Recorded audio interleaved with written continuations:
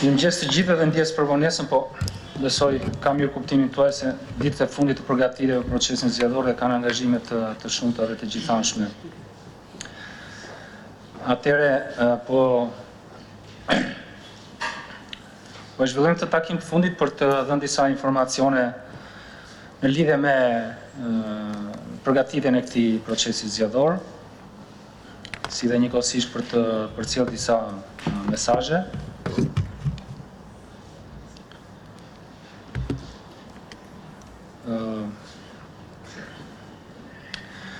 Paraprakisht do të bëjmë dije se ka kaluar akti normativ i cili shtyn vlefshmërinë e dokumenteve të identifikimit, kështu që edhe për këto zgjedhje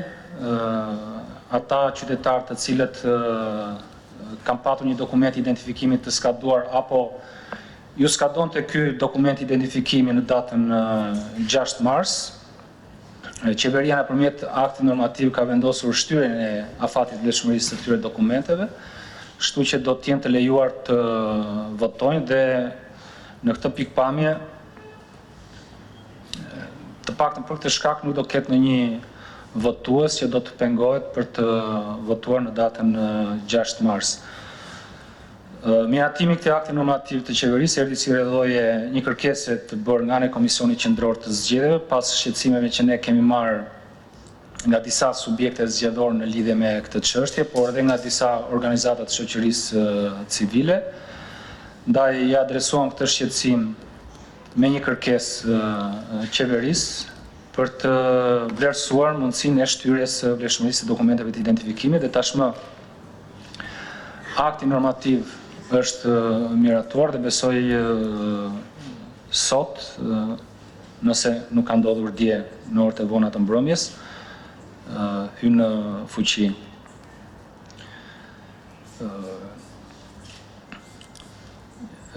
Ne jemi në fazën përfundimtare të përmbytjes në fakt të përgatitjeve të këtyre zgjedhjeve. Kemi shpërndar bazë materiale thuajse në të gjitha KZAZ-t me përjashtim të një KZAZ-s numër 2 në Shkodër, të cilën shpërndarjen e të cilës e bazës materiale për të cilën e bëjmë sot. Jemi në procesin e finalizimit,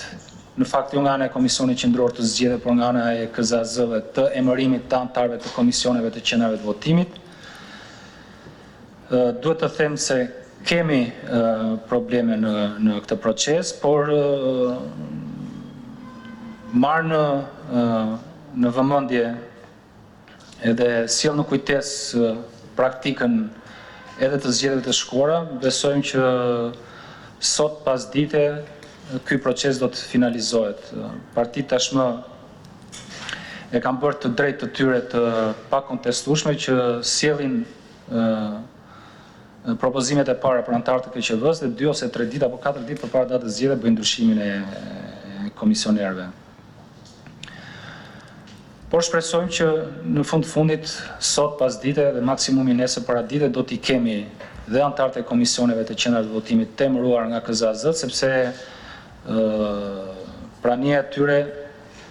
lidhet drejt për drejti me procesin e shpërndarjes së bazës materiale nga KZAZ-ja në KQV. Sikur se kemi bërë me dije edhe në këto zgjedhje do të zhvillohet identifikimi elektronik i votuesve dhe në zonën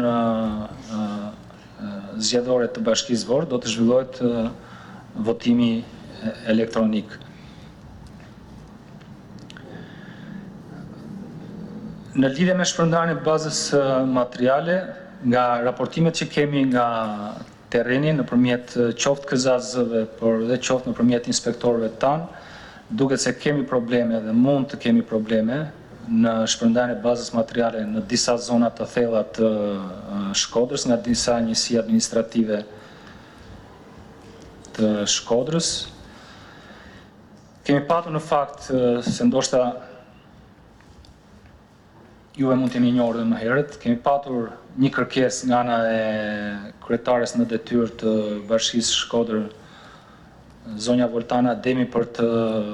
për të bërë transferimin e vendodjes rreth 12 qendra të votimit nga këto zona ku ka vështirësi të aksesit të tyre në zona në rrethinat e Shkodrës. Kjo kërkesë, edhe pse në një lloj mënyre duhet ta them ka qenë e arsyeshme dhe e logjikshme, por sa kohë që nuk gjeti mbështetje në ligj, ne nuk e kemi pranuar, të paktën unë në cilësinë time si komisioner shtetëror, është bërë një hakim dhe është kasi që do ta shqyrtoj pasaj këtë vendimarrje, por vlerësuam që, sikur se thash, edhe pse ishte arsyeshme si kërkesë, pasi ato janë zona shumë të thella dhe disa prej tyre janë të mbuluara nga bora. Ne nuk mundet të miratonin zhvendosjen e tyre gati 50 km larg nga vendi ku janë aktualisht të vendosura, nga vendodhja aktuale, në vendodhjen e re të propozuar. Ky është një problem i ligjit, të cilën ndoshta do duhet ta adresojë reforma e pritshme zgjedhore. Por gjithsesi, problematika ngelet në fakt, të paktën për dy zona të thella të Bashkisë Shkodrës, Shala dhe Pulti. Ka qenë problem edhe Boga dhe Thethi, po kemi marrë informacion që aty mundet rrugët janë të hapura dhe ne mundet të bëjmë dorëzimin e bazës materiale. Gjithsesi ngelet për të parë për këto dy njësitë e tjera administrative ku për shkak të kushteve atmosferike mund kemi probleme me transportimin e bazës materiale, por dhe jo vetëm, por edhe me vendosjen në funksion të komisioneve të qendrave të votimit.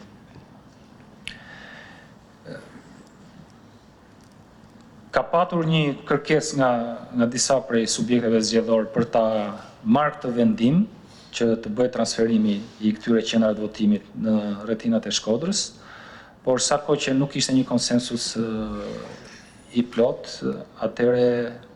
nuk e pam, sikur se thash, të arsyeshme që të bënin ndryshimin e vendodhjes së qendrave të votimit.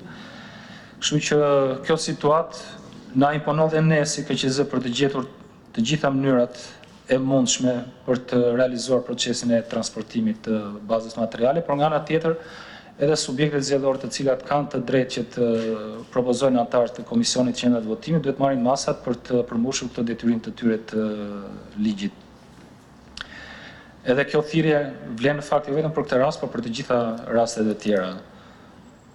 Ne nuk do të marrim të gjitha masat që të mos kemi probleme të cilat lidhen me administrimin e procesit zgjedhor, probleme të cilat lidhen me vullnetin e qoftë komisionerëve apo dhe të subjekteve zgjedhore pjesëmarrës në garë. Në lidhje me procesin e votimit në votimit elektronik në Vor, sot në ora 14:00 Komisioni Qendror i Zgjedhjeve do të zhvillojë dhe procesin e testimit operacional të këtyre pajisjeve, ashtu sikur se bën për pajisjen elektronike të identifikimit. Dua edhe një herë të rikonfirmoj që jo vetëm bazuar në eksperiencën e zgjedhjeve të tilla në zonën zgjedhore numër 40 këtu në Tiranë, në KZZ numër 40 këtu në Tiranë, por në tërësi ai është një proces i cili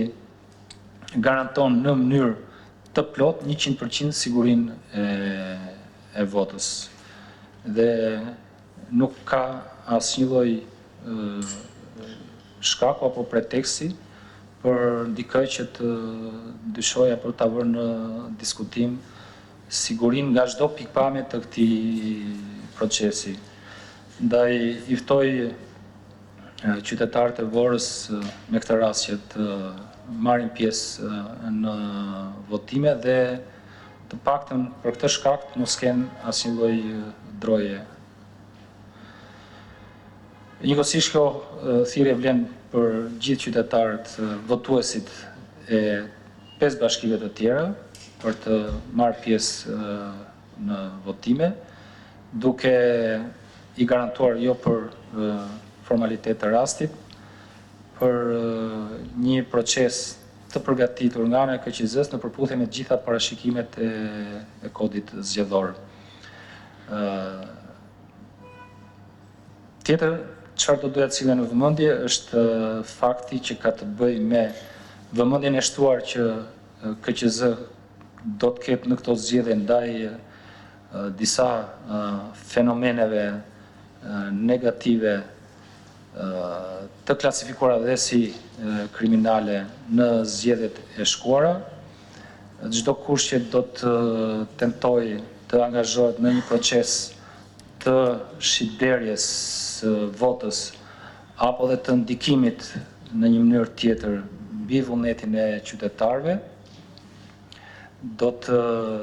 ketë pasoja nuk më vjen mirë në fakt ta sjell në vëmendje, qoftë edhe për shkak të natyrës time, por tashmë një pjesë jo e vogël e atyre rasteve dhe atyre personave të cilët KQZ i ka evidentuar si në shkelje të kodit zgjedhor, janë duke u ballafaqoruar me organet e drejtësisë. Mirë kuptim për të gjithë, sepse, sikur se thash, nuk është kërcënuese, por nëse dikush e ka guximin që ta ketë këtë ballafaqim me organet e drejtësisë dhe të angazhohet në veprimtari të palishme, që të cënojnë integritetin e procesit zgjedhor, mund ta bëjë edhe këtë. Dhe nga ana tjetër ftoj të gjithë